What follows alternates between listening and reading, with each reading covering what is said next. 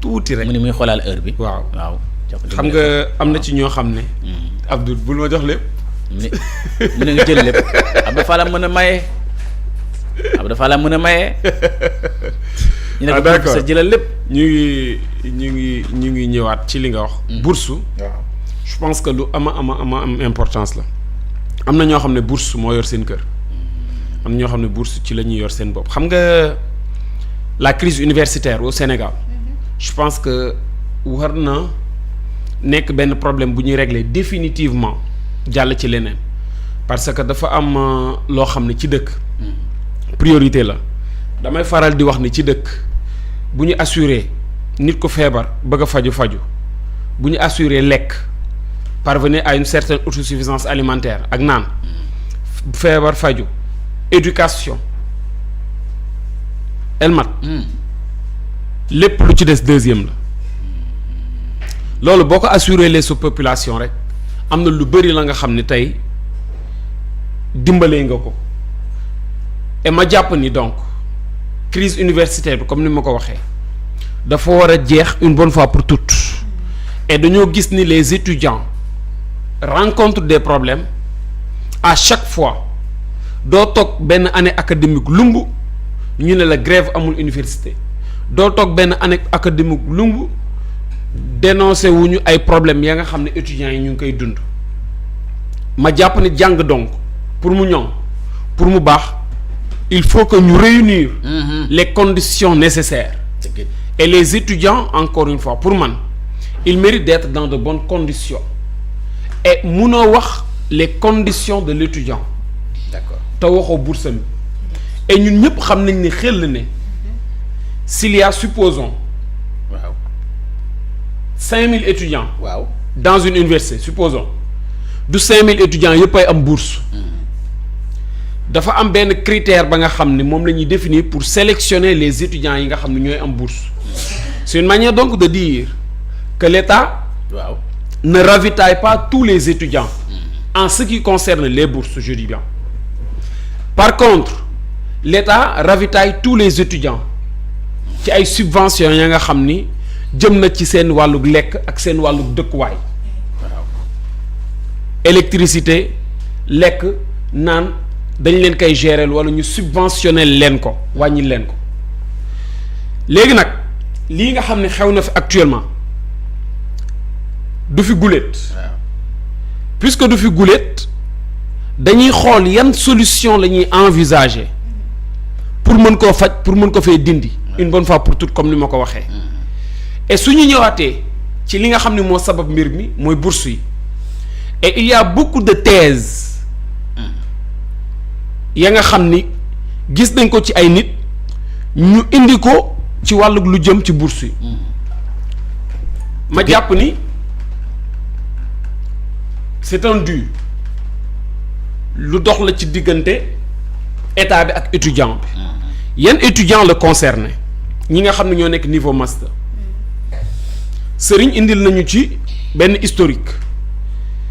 man d'après les quelques informations que j'ai eues peut-être suite à la déclaration du ministre ak ci yenn ci ay étudiants parce que keroog bi communiqué génnee sax ñu ne dañuy fay seen bourse am ba ma ko posté am na ñu ma interpellé ne ma lii bokkul ak li nga xam ne moom la étudiants yi di grève li étudiants yi di grève mooy seen rappel et rappel bi mu ngi toll ci 515 000 francs CFA yan étudiants ñoo koy xeex mooy étudiants yi nga xam ne ñu ngi nekk niveau master. waaw et comme ni ko Serigne waxee ñun ñëpp xam nañ ni niveau master. du niveau boo xam ne da ngay am licence rek jàll dem mais dafa nekk benn niveau boo xam ne da ngay am licence après nga xaar sélection une fois que tu es sélectionné là maintenant tu as la possibilité de continuer tes études à partir du master 1 nga war a continuer dem. dëgg la de ce fait dès lors que tu es sélectionné et que tu suis les règles pédagogiques maanaam nga inscrit et que tu es reconnu maintenant officiellement comme un étudiant de niveau master 1 là tu as droit à une bourse de ce fait dafa am benn communiqué ba nga xam ne génnoon na rassurer leen le 18 novembre dernier en ce qui concerne l'année académique 2025-2026 muy année bi ñu nekk et ce communiqué là vient de la direction des bourses et c'est un communiqué qui a fait savoir à l'ensemble des étudiants qui se sont inscrits au niveau master que seen bourse yu ngeen xam ni war nañ leen ko jox danañ leen ko jox ci weer yi nga xam ni commencé ngeen ko ak li ànd ak trousseau bi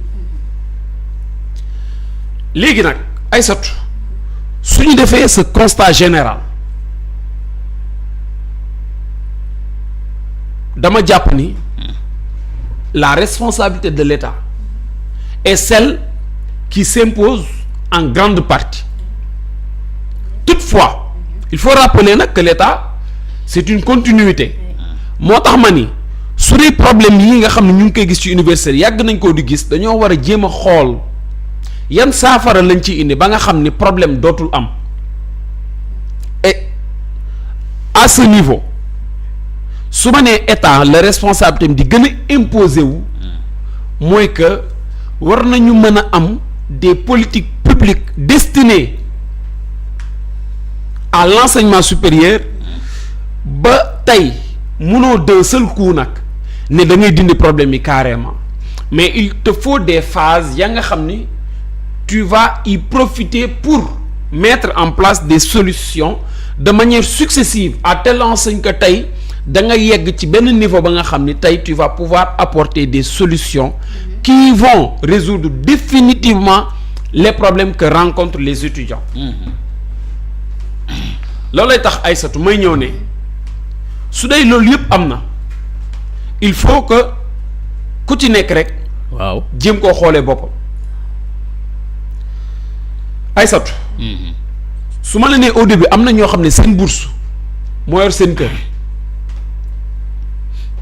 parce que dafa am na ñoo xam ne ñu ngi université Cheikh Anta Diop tey wala beneen université dëkk fa bañ nañoo dellu ci seeni dëkk fa ñu jóge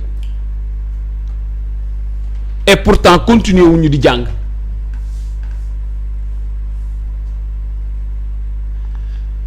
am na loo xam ne mu ngi xew ci université yi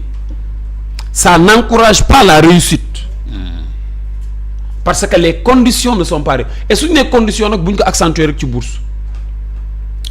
quantum horaire bi est-ce que doy na rapport bi war a dox ci diggante le professeur ak l'étudiant est-ce que mu ngi dox est-ce que l'accès est facile loolu yëpp nag dafa am lu koy sabab te loolu yëpp bu amee nekk problème étudiant bi day nekk ci ay difficultés dafay nekk ci ay difficultés ces conditions de vie léegi nag munoo di ñëw conditions yooyu yëpp étudiant bi di ko dund pour man y a le minimum qui est sa bourse qu'il mérite et qu'il doit percevoir de la plus loyale des manières ministre bi wax na établir na calendrier bi mais fi étudiants yi taxaw moom ñu suñu rappel nañ ñu ko fay parce que am na ñoo xam ne ils sont en retard ci seen wàllu inscription mais am na ñoo xam ne inscrire nañu ñu ne donc mérité nañ seen rappel boobu waxuñu paiement yi te loolu li gën a tax ñoom ñu taxaw fa c'est parce que promettre loolu nañu leen mais damay ñëwaat ci quelques cadres pour ñëw encore une fois wax ni war nañoo xool nan la ñuy gën a motiver les étudiants war nañoo xool nan la ñuy gën a améliorer la condition de vie des étudiants muy benn ci côté ministre bi nga xam ne moom lañ dénk ci lépp lu jëm ci wàllu enseignement supérieur muy def comparaison ci le prix des tickets ñoom seen jamono 150 la woon léegi 100 francs ah d'accord c'est bien beau mais bu ñu fàtte ni mbir yi gënoon na neex sax bu ñu jàpp ni tey la gën a neex parce que dañoo wàññi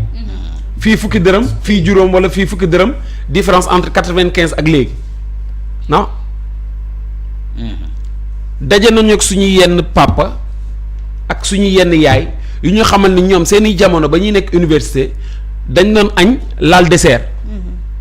amoon na fi ñun suñu jamono ba ñuy nekk université xamuñu woon dessert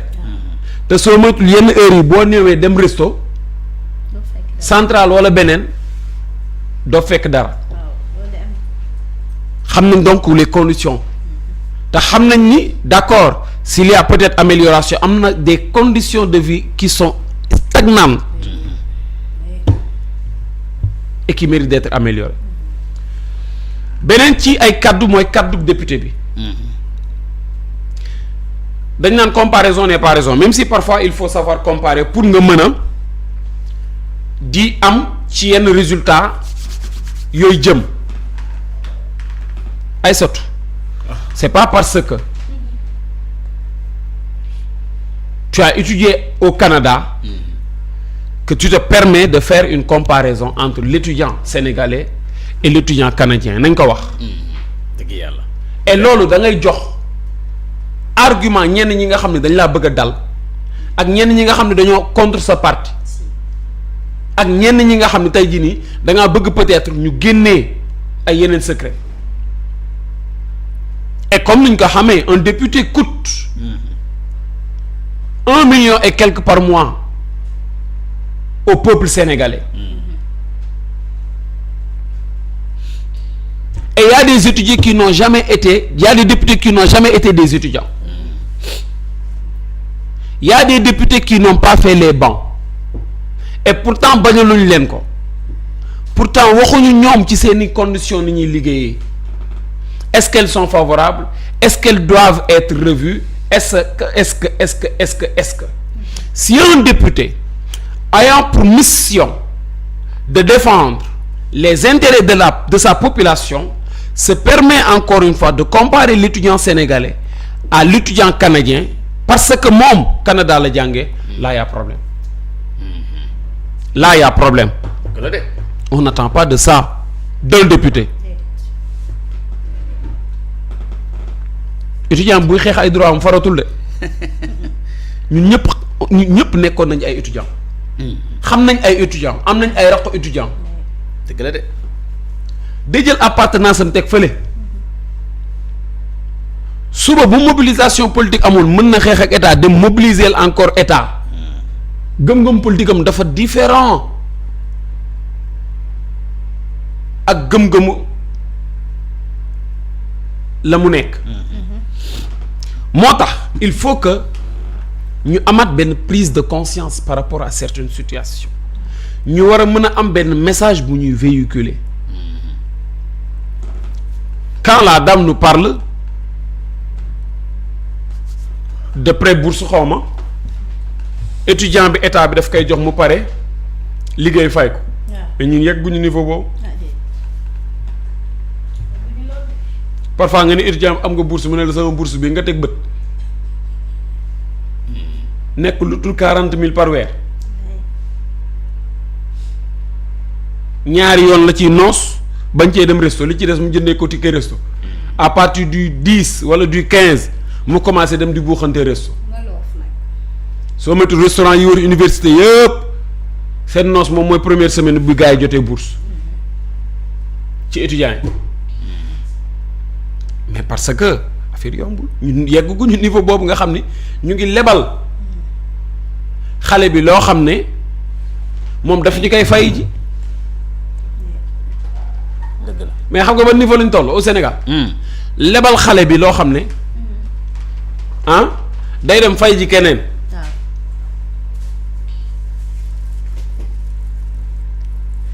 xale bi cycle am yëpp lebaluñ ko CI ba terminal bu nekkee école publique ku ko doon fayal du état dëgg ñaata ñoo fi def CI ba terminal ci école publique am bac dem Europe ku la lebaloon état kan ngay jëriñ wala dëkk ba nga dem ku perte état parce que sax amaguñu ay moyens pour définir des politiques publiques yi nga xam ne tey on peut recaser nos futurs étudiants ñaata ñoo dem ba bërki dem moo njaay France mu ngi xool nan lay yokkee paiement wu étudiants yi étrangers yi jëlee ko ci nangami euro yóbbu ko ci nangami euro presque ay millions pour année bi ban politique lañ nekk di mener politique de réduction et de limitation des étudiants étrangers ñaata nit la ñu xam bu ñu amee bac dem France ñaata nit la ñu xam ni actuellement ñu ngi def bac mais seen xel mooy dem France wala dem beneen dëkk après le bac